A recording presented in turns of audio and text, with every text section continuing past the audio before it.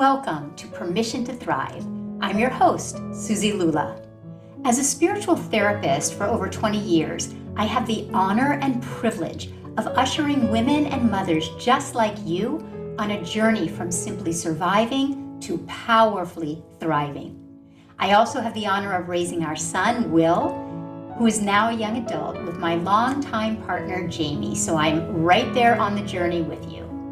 Consider this your personal sanctuary, your space to meet your heart, embrace your messy, and come home to your most authentic, extraordinary self. My hope is that you leave resourced and inspired because you are here to shine. Welcome to Permission to Thrive.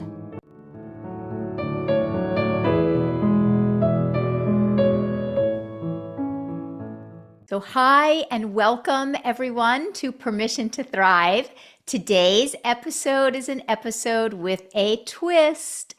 I am going to be interviewed. I invited my dear friend and fellow soul psychology coach, Joe Argazzi, dear friend of mine. We've known each other forever, to come on and actually interview me. So just to give you some context, Permission to Thrive is 1 year old. Today is its anniversary. And last year, this time, to kick it off, my dear friend Julia Pador also interviewed me. So that was also an episode with a twist for any of you who have listened from the very beginning. Here we are a year later. And for any of you who are just interested and curious, you can go back to episode 1 where Julia interviews me. So Joe is coming on. He's going to interview me. I have no idea what he's going to ask. And all I told him was that nothing is off limits.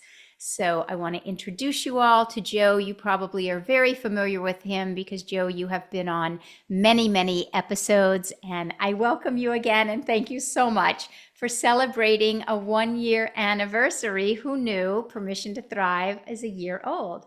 And thank you all to all of you beautiful, beautiful, loyal listeners. I love getting your emails, your DMs, your text. I'm so deeply grateful that these wisdom conversations are meaningful to you. So welcome, Joe. Hey, Suzi, thank you. Look, I know you could have asked anyone to do this, and everybody would have jumped to the front. They would have been thrilled to participate. So I feel really honored, not just as your friend, of course, but to be here to celebrate this year-long. Congratulations, Permission to Thrive. You've done it for a year, and it went by really fast, it feels to me. So thank you for asking me. And again, I'm delighted to be here with you. So I want to start, I want to read a little something, okay? Something when I was thinking about this, so we're going to get right to it. Here's what I know. You're already a really busy woman. You're a mother, you have a partner, you're a best-selling author of The Motherhood Evolution. You're a regular speaker at Agape International Spiritual Center with Michael Bernard Beckwith. You're also a teacher at their university. You co-host Luminous Weekly online with Dr. Shefali. You teach a weekly 5-month-long certification for soul care coaches, of which I got to go through with you. And you do a weekly mastermind as well. Let's see.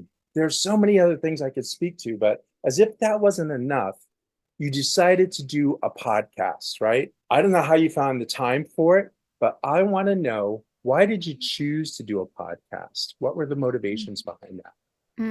Well, I love that question. And people, Dr. Shefali being one of them, for a long time encouraged me to do a podcast. And I was always incredibly resistant. And I'll tell you why.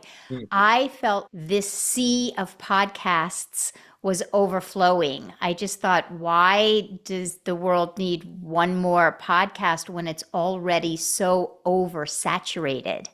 And what I learned over time was that that is actually not the case, that there are fewer podcasts out there than one would imagine.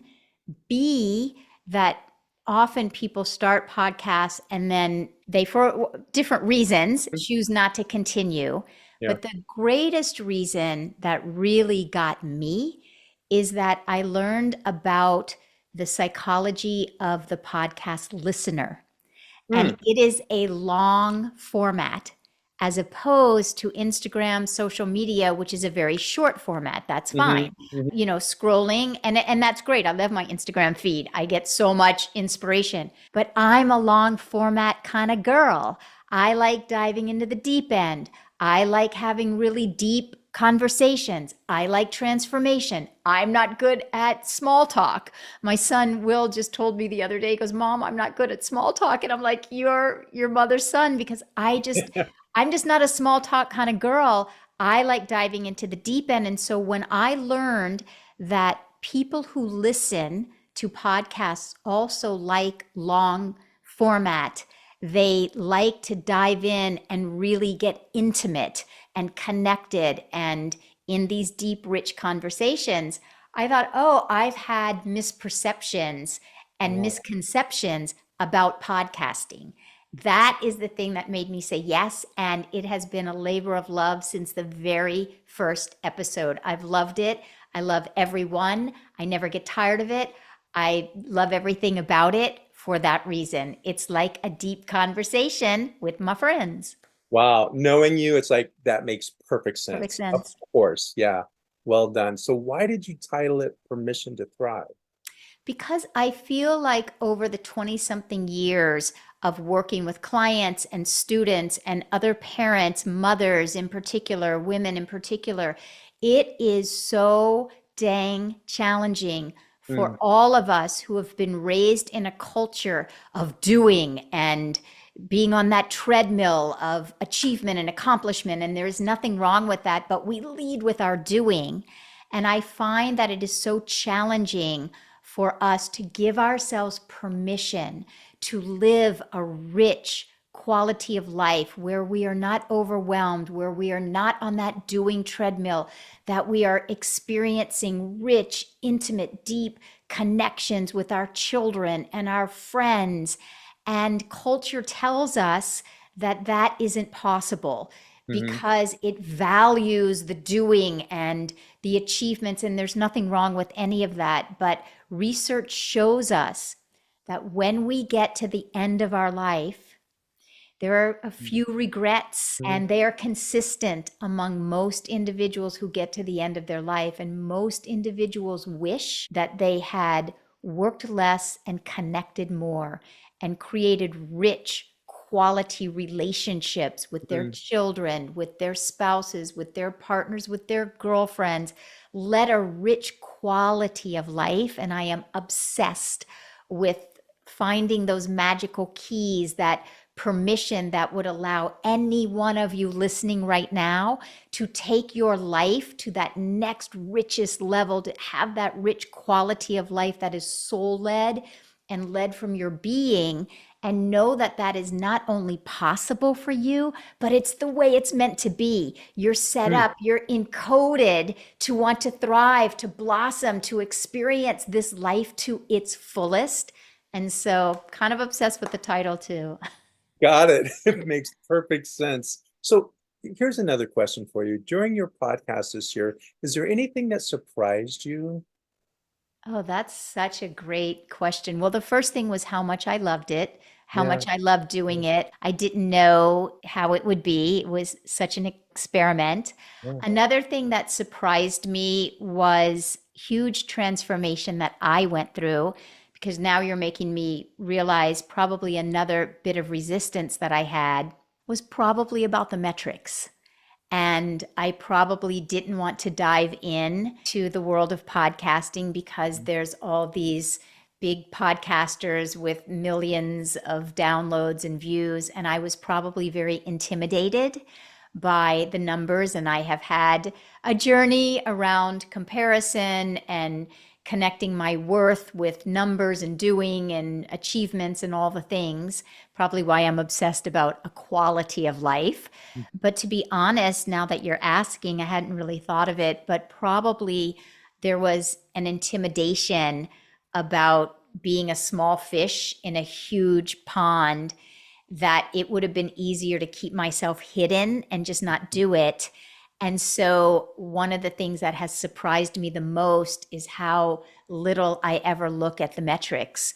Or not that there's anything wrong with metrics, Right. but I don't measure the quote success of this podcast the way I thought I would, and feel less than because of there are not millions of downloads. What surprised me is how I measure the quote success and fulfillment and soul satisfaction by everyone's emails and comments and anyone saying, wow, I really got something out of this episode, XYZ. So I think my own inner nervous system has surprised me the most. The conversations with everyone, I knew they would be deep and rich, and I've loved every second of doing it. But those are some of the things that definitely surprised me about myself, for sure. Oh, that's beautiful. So you said something that I think a lot of your listeners, myself included, we hear the word success and ambition. And it sounds like you've really redefined that for yourself, not necessarily the way culture would define it. Can you speak a little to that? Absolutely. And I'm all about achievement. And Mhm. I don't know if the word would be ambitious, or I am definitely self motivated, very self motivated. I'd like to think I live a very purpose driven life and I have a purpose that's calling me.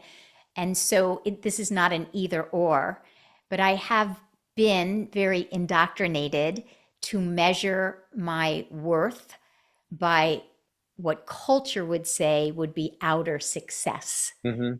How many students I have, how many clients I have, how much money I make, all of those outer accolades, measurements, metrics. I was very indoctrinated to connect my sense of worth. Mhm. And I've practiced over the years shedding that connection and instead really connecting inwardly to what makes a fulfilled life, what makes a rich life, what makes a quality of life that when I'm passing over and I'm Mhm. on my Mhm. deathbed, so to speak, I'm looking back and I can honestly say I lived without regret. I lived in a way that was meaningful to me. And so if making a ton of money and having a ton of clients and all of that, if that's meaningful to somebody, that's great. So there's no judgment here Right, right. that what I value is better than what someone else values. But I have disengaged with having my worth connected externally. And I've worked really hard on connecting internally with my being, with Mm, the soul part of me that yeah. has come here to live a certain kind of beautiful, rich life. And so I redefine success now as a fulfilled life. And I feel that I live a very fulfilled life. And I can say that feeling so good about it. Not to say there isn't enormous areas that I still want to grow and expand, but I'm doing so from a place that is fulfilled and feeling enough rather than feeling like that external thing is going to bring me the sense of enoughness that I was so trained and indoctrinated into. Oh boy, that is just so huge. So the permission to thrive is giving permission to the soul to Yes. thrive. And then Yeah. how that out pictures will be how that is. But that's first and foremost the primary directive, if Yes. I hear you correctly. Yes. And I was talking to a friend of mine this morning, and we were talking about being moms and Mm, how culturally there can be a lot of pressure on parents, on mothers mhm. especially, to both quote be a mom and Yeah. be out there in the world, and that you're not enough unless you're doing both. And I realized early on when my son Will was young, I realized that for me, and this is just me, for me, I had many, many generational patterns and generational energy and generational dysfunction that if I were to raise a child, I knew I needed to break those and wanted to break those. Mhm. And so part of my fulfillment is that I was dedicated to my own transformation so that I could find the way to be the mother that I knew was in there. I knew she was in there, but she needed some transformation to be able to show up in the way that he needed me to show up to him, to Will. And so that brings me today a great sense of fulfillment. And so now, and so I wasn't out there when he was young. I was seeing one-on-one clients. I wasn't doing a lot of group classes. Mm-hmm. I kept my world very true to what I needed it to be. There are other moms that can do it. So again, no comparison, no value judgment. I just knew from the family I came from and from what Will needed from me, the amount of transformation that I was doing, I was fulfilled in that world, and I was seeing clients, but I certainly wasn't out there like I am today. And now that he is older, for anyone who is new to my world, Will, my son, is in college. And so I fulfilled that part of me that needed to transform, that part of me that was a fulfilled mom and is still mothering and is still fulfilled.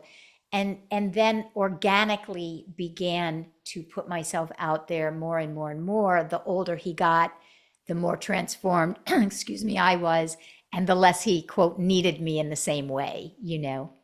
Oh, beautiful. So I love that. Okay, so here's where I want to go. You use the word transform. Transformation is a big word in our culture. What does transformation mean to you?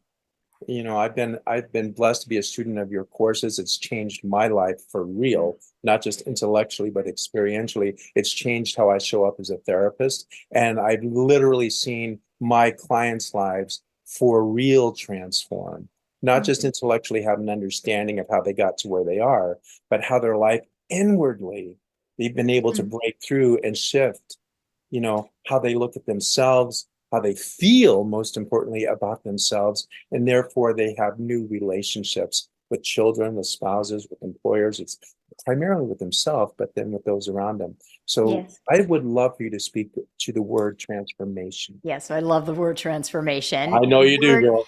the word literally means, so if you break down the word trans, formation. Mm, Trans means to go beyond. So to go beyond the present formation of your mm, life. So to go beyond wherever your life is right now. That's why I like thriving, blooming, blossoming. We are encoded just like a child goes from crawling to walking, walking to running. That's encoded. You don't mhm, ever have to say to a child, oh, maybe one day you'll run. You never have to mention the word run. They'll go from crawling to walking, walking to running because it's encoded within us to go beyond our present formation of our life. One day we're crawling, the next day we're walking. It's inside of us to mm. want to continue to expand and grow as we are here on planet Earth. Typically, what happens though in culture teaches us that to transform, so we're all hungry to continue to expand. It feels good. It feels good to go. 58. Yeah, It yeah. feels great to crawl and then it feels great to walk. They're both great. But culture teaches us that it's all about the walking. It's all about the running. It's all about the potty training. It's all about the grades. It's all about the college you go to. It's all about the external, all about the external. But real transformation happens inside. And you just referenced that inside of us. So within a child going from crawling to walking, it's an internal feeling that feels so good internally. When anyone listening, when you were a child, when you think of any 1, 2-year-old who's going from crawling to walking, they're not thinking, oh, now I'm walking, I'm going to hang that certificate on my refrigerator, I'm a walker now. They're enjoying the inner experience of what it has felt like to fall down and get back up and fall down and get back up and master this thing called walking and then master this thing called running and then master this thing called riding the bike. But culture teaches us that it's all about slapping the grade on the refrigerator or the certificate on the wall. But the inner delight of meeting your soul's purpose, what's encoded within you, this inner delight that you can look at with any child, is what we're missing I in culture. love that. Yeah. right? So going back to transformation, we all think it's about making more money, having more clients, bringing more organic cupcakes to the school fair. Whatever we think it's external, Yeah. but it's really the internal delight that you get when you go, oh my God, I was yelling at my kid last month incessantly, and I'm learning how to have emotional regulation, and I'm learning how to talk it out and stay connected rather than act it out. It's the internal delight that happens within the soul when you go from one level of your consciousness to the next level of your consciousness. It feels so dang good. And then, because your outer world reflects your inner world, if I'm practicing learning emotional self regulation and I'm learning to master this inner thing that it feels better, it can be a long process, but it feels so good when you master. I'm more able to talk things out now. I'm not yelling as much. There isn't as much conflict. That feels good. Now, the outer world is going to mirror that because your child is going to feel closer to you. You're going to feel closer to your child. There's going to be more peace in your outer environment because there's not so much conflict. So your outer world is going to change. More clients will be attracted. It's all of us soul psychology coaches. People are going to be attracted because they're going to feel like, oh, you can feel somebody who's doing the Yeah, there's work. a deeper authenticity and therefore allowing Yeah. for a connection. Yeah. Yeah. So it's an inside job. It's about expansion, and it's about how good it feels for your consciousness to go from one level to the next level. And the last thing I'll say about it that to me just lights me up is when a child is in the crawling stage, they're not thinking, "Oh, when I walk, then I'll be okay." Mm, They're in the crawling stage and they love crawling. And when they're walking, they're in the walking stage and they're not thinking but we impose it. Once you're potty trained, then you're cool. Once you're not in diapers, then mm. you're cool. Once you make straight A's, then you're cool. Once you graduate from college, then you're okay. And so we rob ourselves of feeling good in the space that we're in right now, and we're always chasing. So transformation has become, in the quote self-help world, Yeah, it's really become translated into you're not enough as you are right now. And exactly. when you stop yelling at your kid, then you'll be enough. No, no, no, no, no. It's like we need to learn that we are okay, we are worthy, we are enough exactly as we are right now. And then the universe matches that inner feeling and we grow and expand, but from a place of enoughness rather than from a place of lack, thinking when we transform, then we'll be okay. And I really had to learn this. I was definitely indoctrinated. The next piano contest I won, then Right. my mom would be cool with me. Then she would love me. Then I'd feel okay. And so it's a journey. I'm sharing it like it's easy breezy. It's a journey, but it's what lights me up.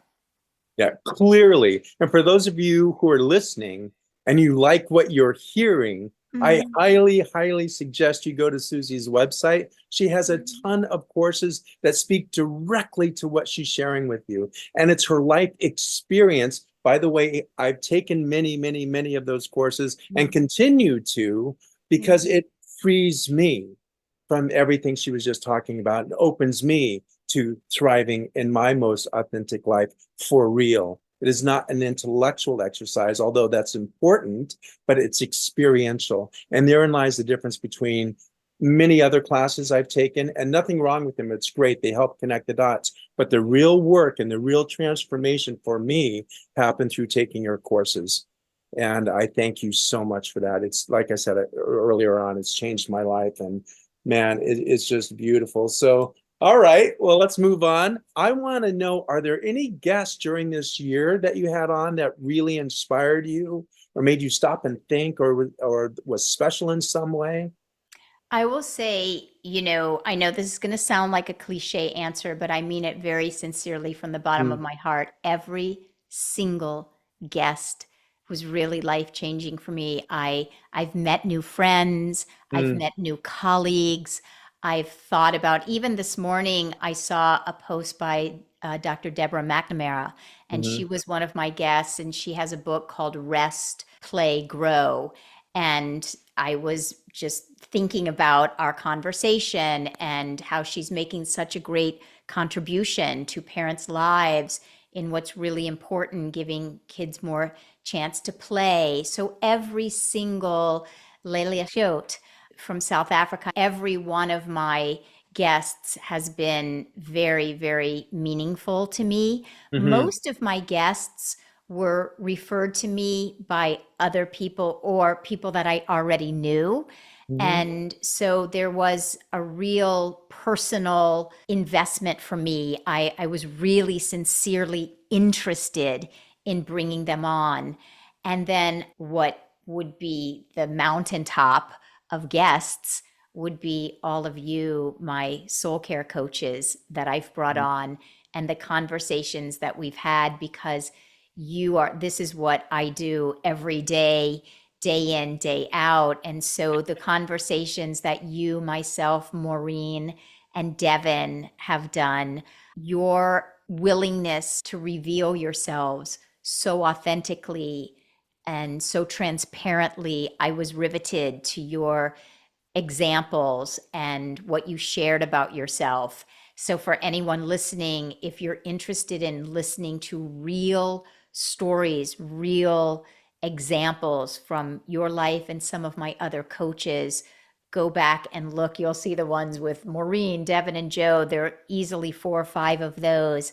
I've interviewed Leslie and Heno LaPlaca a couple of times. I'm trying to think of some of the other soul care coaches, but I've had many of you on and intend to continue to invite those from our community, because I want everyone listening to really get a flavor of how this inside out transformation works.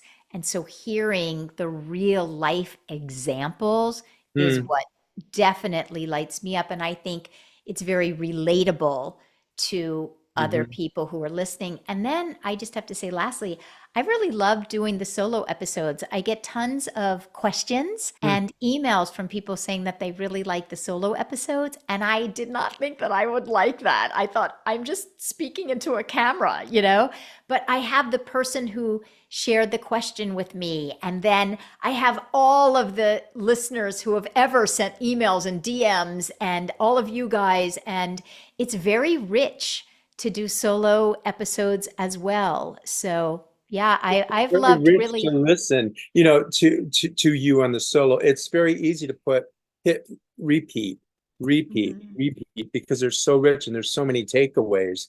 And mhm. so again, for your listeners, you can go back through the history of this past year and look at the subject matter. And just, I encourage you to go and listen, because I'm always hearing new things. So Yeah. one of the things I'd like to talk about too, that you teach in your courses, and that as a guest who's been interviewed, you create, and this is fundamental to your coursework, safety.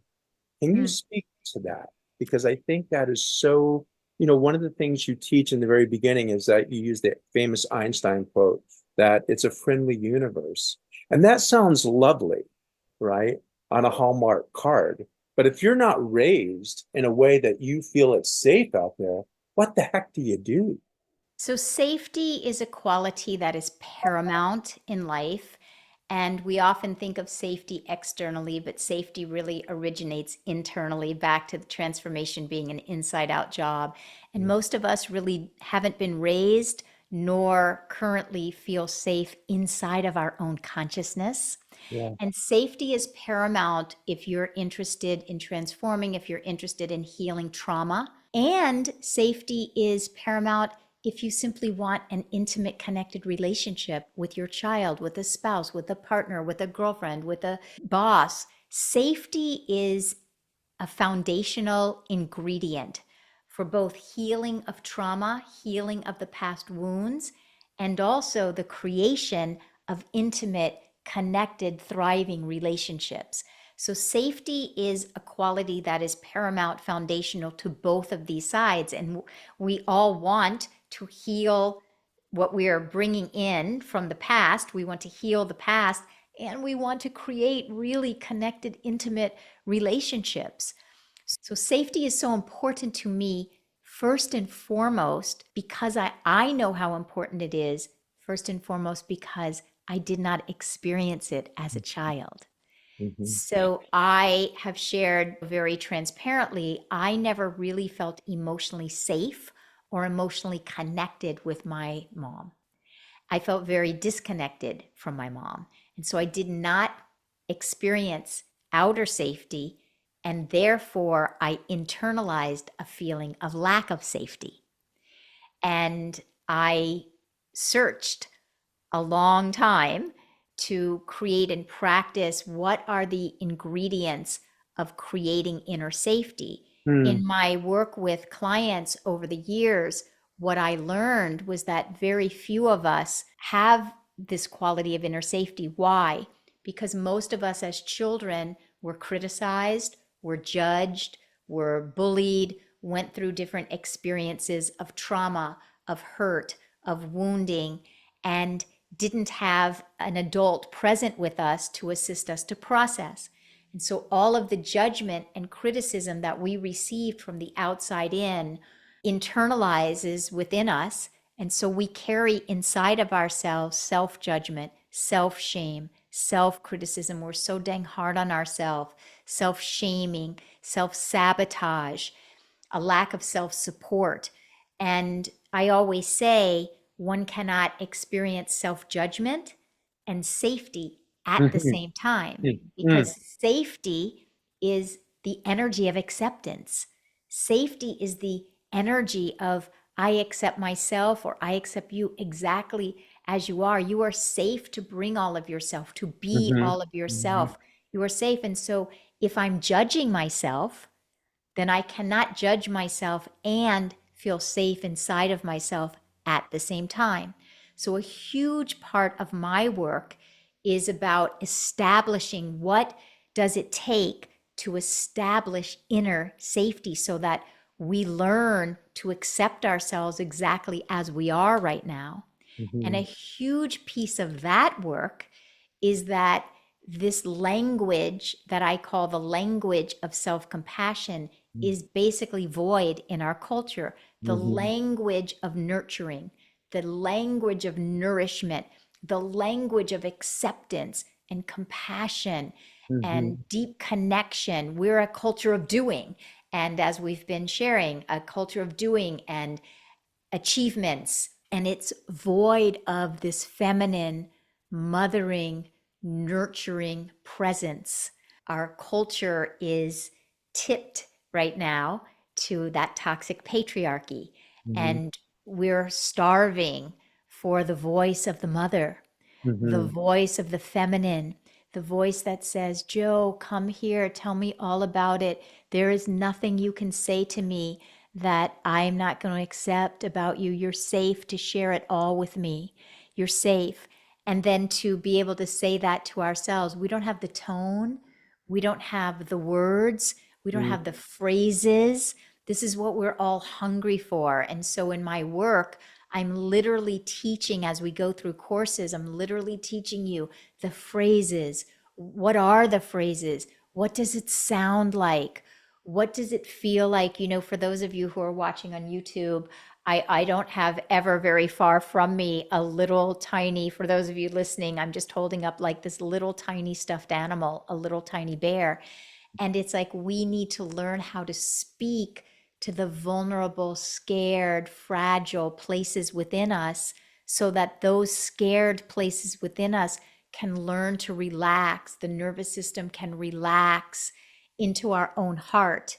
And we need to learn the words. So, safety is both foundational to heal the past, to create intimacy and connection. And the way to create inner safety is by learning the phraseology and learning the tone of what it feels like to accept ourselves Mm. and like ourselves and commit to a life that is judgment free and criticism free and commit to a life that is full of self support. That is within our dominion. I did not grow up with that. I often think the dysfunction in my family has fed me this great body of work. So I'm grateful for it. I'm using every little piece of that dysfunction in this body of work. And I've had some dysfunction too. That's why I know that any one of you listening, I know that any one of you listening can transform your life, because I know that if I can transform my life, I know the darkness I came from. So if I can transform my life, I know that you can transform your life. And I've just done a lot of research on what that looks like, what that sounds like, what's effective to calm the nervous system. And I spend a lot of time building that foundation in the courses so you can learn how to be a self-supportive individual that your past you had no dominion over. But this way of being your own greatest cheerleader, your own biggest self-supporter, that is 100% in your dominion. That I can teach you.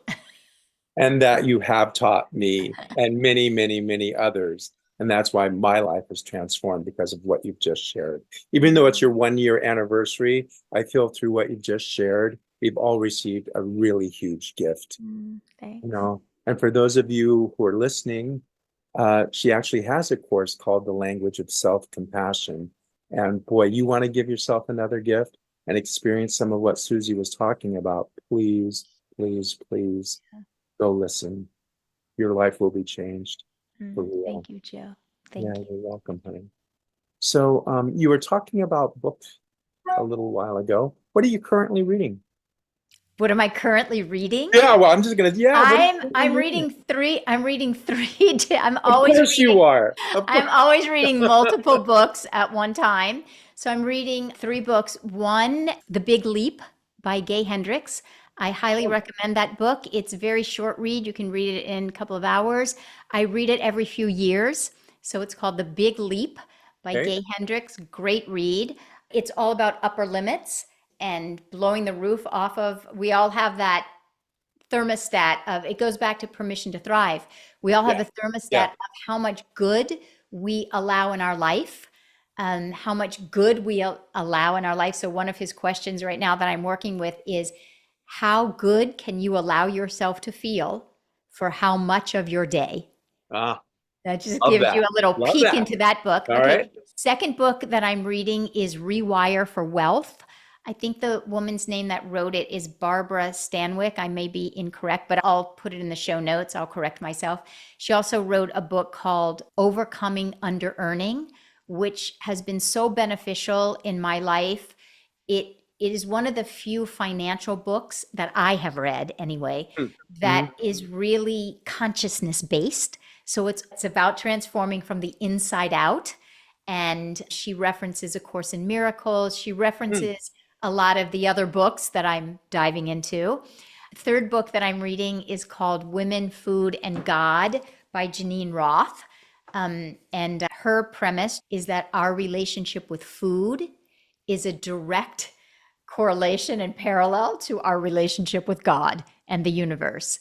So I'm reading that. And then fourth book, I'm going back through the Course in Miracles. I don't know if that's an overachiever or what. I am always reading multiple books, but those are my books right now. All righty. Well, and speaking of books, is there another one coming out? Are you working on one? Do you have Yes. any ideas? Yes. So my current book, The Motherhood Evolution, any moms listening, Bestseller, by the way. I just want to shout it out. bestseller, Yeah. who really want to dive into knowing that it's possible for you to thrive and raise a thriving child, for you to care for yourself and know there's more than enough for you to care for your children as well. So that's my book. And then I have a working title for my next book called The Spiral of Transformation. So Oh, I don't know if that is so funny you asked me about transformation. there it I don't know if that is. will be the landing title, but The Okay. Spiral of Transformation is the working title. And Awesome. it's really going to be a how-to book about literally how to transform your life from the inside out. Beautiful. Well, I know we're kind of like getting ready to wrap up here. So one more, let's see. What are your hopes? I know it's so important to live in the present moment and stay in the present, as part of your teachings as well. What would you like to see Permission to Thrive in this coming year, what would you like to see for that in your podcast? Wow, that's a great question. I haven't really thought about that. So I'm going to do what I always do and say, just give me a moment. So everybody listening, I haven't like hung up or anything. I'm still here, but give me a moment because Okay. I would like to answer in a meaningful way. And I haven't thought about it except to say more of the same, keep doing what I'm doing. Expansion comes to mind. I'm working with the quality right now in my own life of embodiment Mm-hmm. and not in an egoic survival self way, but to allow myself to embody my own transformation, my own journey where I am today. And one of the things that I feel I'm the most proud of is the transformation I made with raising my son, Will, Mm-hmm. Yeah. and seeing the mom that I started out as and seeing the mom that I am today. Granted, Yeah. he's in college, so I've had plenty of time to practice, but to reflect upon how close we are and what a healthy relationship we have, even though it hasn't always been easy and there have been all the things, many of which I will not reveal for his privacy's sake. But we've gone through the typical things. But my relationship with him, because I can say that I am a different individual.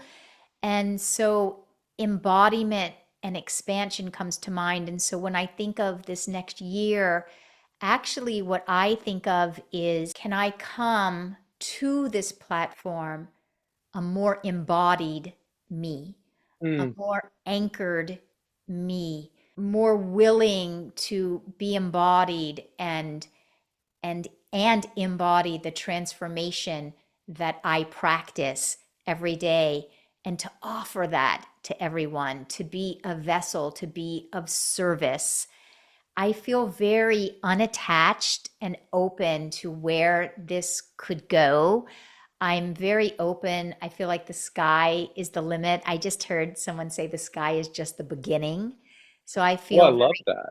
open Yeah. at the top. I'm totally open to people's ideas and all the different things, but for sure to bring more of the same, a rich quality. Like quality is important to me, that Hmm. Hmm. these episodes, they're very well thought out and Hmm. intentional, I Hmm. guess is the word. These episodes are very intentional. And I certainly think in the next year to continue to be intentional. I would also like, if I'm being perfectly honest, I'd like to get to know the listeners better and to interact more and to have it be more participatory. And however that can look, I would love to get to know who's listening. Who are you? Let me know who you Yeah. are. Yeah. And how can I be more participatory and interactive and create more of an interactive platform and forum? So those are some of the things that come to mind. Wow. It'll be fun a year from now to look back and see, Yeah. what's unfolded. I know you to live a very intentional life. I know you to live and where you embody the qualities that you were speaking to today, and that the sincerity of your heart and the sincerity of being of service Mm. to your son, to your partner, to your friends, and to anyone who's sitting before you or listening right now. And we are all the better for it. So I thank you for your podcast, for your permission, Suze, for your permission to thrive from the soul out, from the inside out. And Yeah. you're such a beautiful example of that. I Oh, thank you. Yeah. thank you, Joe. I so appreciate it. This was super fun. Just for everyone listening, I had no idea what questions Joe would ask. We didn't think about it, talk about it, chat about it. We dove right in. I hope that you all have some great takeaways. I hope that this episode, peeking into me, has inspired you, given you some things to grapple with or some things to take and run with. That is always my intention. Please email me, DM me, let me know what you'd like more of. I thank you so much, Joe. And I thank each and every one of you for being loyal, for listening, for sharing, for writing your reviews and leaving reviews and subscribing. You have no idea what a difference that makes. May we have millions of thriving individuals on planet Earth. So thank you all, and we'll see you next week. Give yourself permission to thrive this week. Much love, everyone. Thank you. And thank you, Joe. You're welcome, love.